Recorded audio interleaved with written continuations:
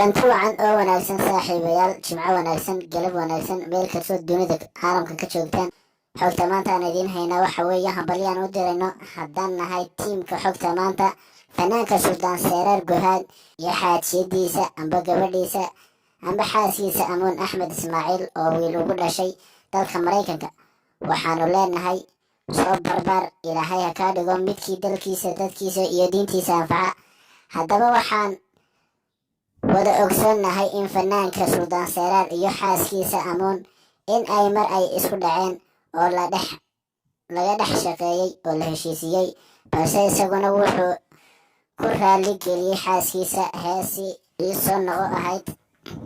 si kastaba ha ahaatee, ugu dambeyn way u soo noqotay, wiil ayayna maanta ugu dhashay dalka Maraykanka, maasha allah. haddaba waxaa jira fanaaniin u soo hambeliyey, waxaana ka mid ah fanaanada Sahra Kiin Axmed Caalin. waxayna tiri hambalyo hambalyo walaalkay Suldaan Seraar, ilaahay ha ku barakeeyo wiilkaaga, ilaahayna ha ka dhigo midkii ina wada anfaca. sidoo kale waxaa hambalyada ka qayb qaatay saaxiibkiisii amba fanka ah Xariir Axmed Cabdilaahi oo ay saaxiibo dhow yihiin. anaguna haddaan nahay tiimka xogta maanta waxaan leenahay soo kor oo soo barbaar.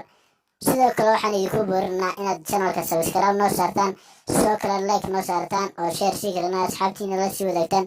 waanaad ku mahadsan tihiin la socoshada wax kastoo amba macluumaad kastoon halkan soo gelino.